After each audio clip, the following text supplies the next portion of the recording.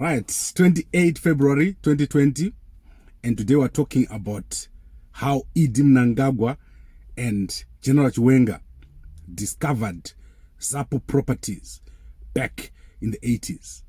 So, ZAPU properties are very controversial because ZAPU was very well organized. After independence, ZAPU was more organized than ZANU-PF. They had a lot of stuff, and all this stuff was taken by ZANU-PF. So everything that ZAPU had was taken by ZANU-PF.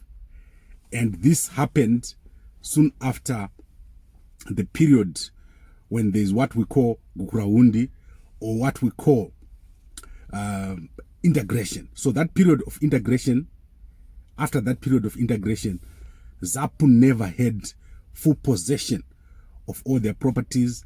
Around from 1982 to 1987, during that period, the people that were in charge in ZANU-PF realized that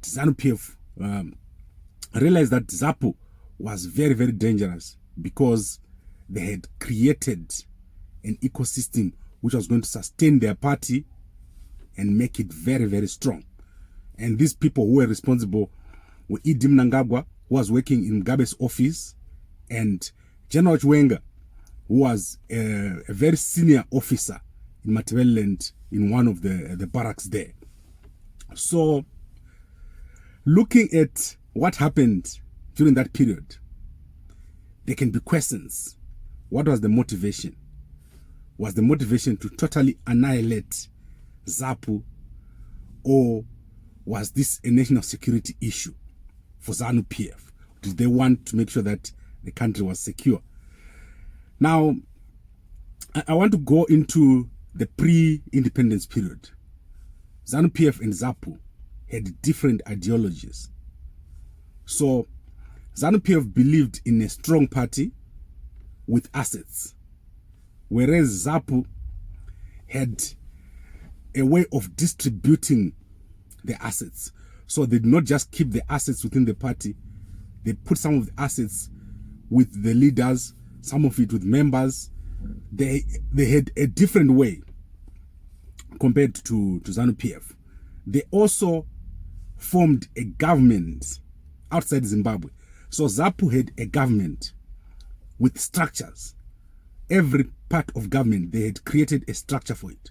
So ZAPU was ready to take over. Whereas ZANU was more of a popular party, but they did not have a government in waiting. This is the difference between ZAPU and ZANU before independence. Now, at independence, when Mugabe won, Nkomo was totally surprised. He thought that people were going to vote for the best leader. They were not going to vote based on tribe. So he was shocked to see that people only voted in terms of tribe.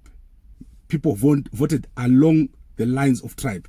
75% voted for Mugabe, 10% voted for the whites, and 15% voted for the Ndebeles or for Nkomo. So he was totally surprised by the attitude of Zimbabweans, which was more tribal than national. And this is one of the reasons that caused problems in the early 80s. Now, I want to go into the properties of ZAPU, which are very controversial, that were repossessed or that were taken by ZANU-PF. These properties were taken after independence, and the person who was searching the ZAPU properties was General Chiwenga, and the people who were arresting ZAPU officials. So I might have made a mistake there.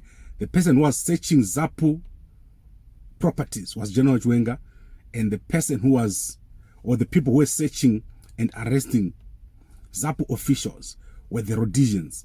So the Rhodesians were still in the police force. They are the ones who used to arrest the ZAPU officials. And the properties that was lost is huge. ZAPU at independence, they did not hand over their assets to anyone. They started to distribute these assets.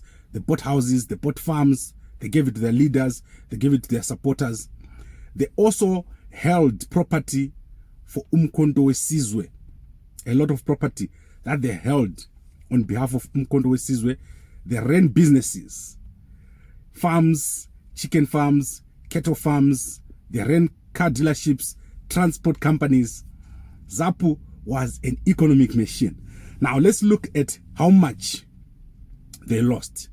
When they lost this stuff, their leaders were arrested, they were thrown into jail, and the two people involved, obviously, General Chiwenga and Mnangagwa, they planted spies within ZAPU, and these spies gave them information about everything that was happening. So ZAPU started off with $6.5 million, and they formed a company called Nitram. And this company, Nitram, was a very successful company. If you were in Bulawayo in the 80s, you know that the war veterans were doing very, very well. Even among themselves, they had cooperatives. They did very, very well outside of party. So ZIPRA and ZAPU, the way he structured it was such that ZAPU would negotiate with the ZANU-PF while ZIPRA would continue with the activities that he was doing before the independence. So he realized that he cannot fight Mugabe openly. So he decided to leave all the money with ZIPRA and all the businesses with ZIPRA and the fighters. And him as the politician and other politicians would go and work with Mugabe in government. So we said $6.5 million. That is the cash. In today's money, after about 20 years, let's say that is 650 million. That is the money that they had.